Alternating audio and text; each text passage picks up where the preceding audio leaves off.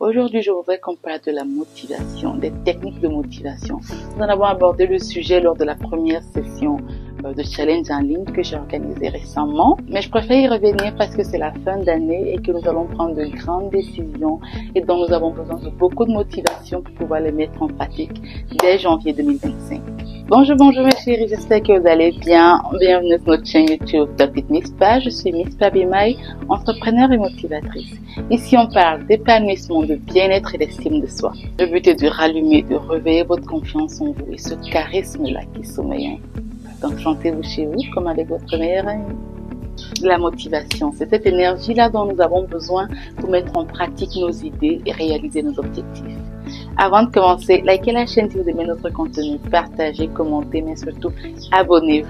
Mais n'hésitez surtout pas de partager avec nous en commentaire ces astuces et conseils qui vous permettent de rester motivé en toutes circonstances. On va parler des techniques de motivation, ces méthodes qui vous permettent de rester concentré, de diminuer le stress et d'accroître la productivité.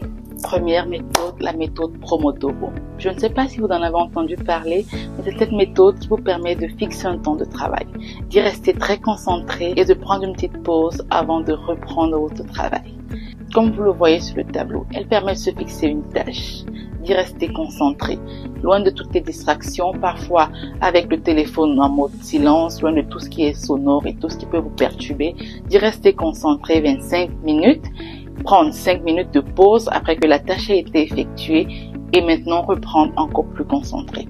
Au bout de 4 Pomodoro, c'est-à-dire 25 minutes, 5 minutes, 25 minutes, 5 minutes comme ça 4 fois, vous pouvez allonger votre temps de travail, soit 40 minutes par exemple et 10 minutes de pause. Donc au bout de 4 Pomodoro, vous allongez le temps de travail et le temps de pause. Cette pause-là vous permet tout simplement d'avoir un esprit plus ouvert, de vous lever, vous détendre un peu, de sourire un peu sur Internet si vous voulez, de passer un coup de fil, quelque chose qui peut vous détendre et vous permettre de revenir encore plus motivé pour affronter la suite de votre tâche. Deuxième méthode, la to-do list. C'est très important d'établir une liste de tâches annuelles, mensuelles, hebdomadaires et journalières. Cela vous permet de voir l'avancement de vos objectifs et de rester motivé. Par exemple, on est lundi matin, la veille de mon lundi qui est dimanche soir, je dresse une liste de tout ce que j'ai à faire demain, c'est-à-dire ce lundi-là. Et donc le matin, cette liste me permet de savoir que j'ai 1 heure à faire ici, 30 minutes là-bas, 2 heures de réunion, après je passe un coup de fil et ainsi de suite, ainsi de suite. En fin de journée, je suis fière de cocher tout ce qui a été fait. Ça prouve que j'ai atteint mes objectifs. À 100%, on est parfait. À 75, on est très bien. À 50, on est bien aussi. Mais à moins de 50, voilà, on se dit qu'on fera mieux. On ferait mieux de faire mieux demain. Troisième méthode, définir une liste de petits objectifs réalisables. Donc, on a un grand objectif comme ça en fin d'année, en début de mois ou de semaine, qu'on va réaliser étape par étape. La première étape effectuée, on est satisfait, on passe à la deuxième étape et ainsi de suite, ainsi de suite. Ces petits objectifs réalisables nous permettent en fin de compte de réaliser un grand objectif sans avoir eu l'impression de s'être époumoné ou d'avoir travaillé sous pression.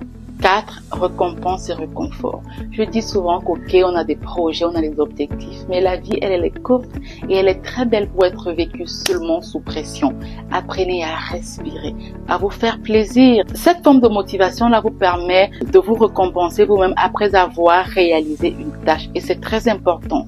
J'ai un projet, je me fixe des objectifs et dès que je les réalise, je souffle, je prends un verre, je me fais un cadeau. Ce cadeau-là est symbolique. C'est-à-dire que voilà, je veux m'offrir une paire de chaussures, mais pour ne pas avoir l'impression de gaspiller mon argent, je me fixe un objectif et dès que je l'atteins, je m'offre fièrement la paire de chaussures dont je serai fière.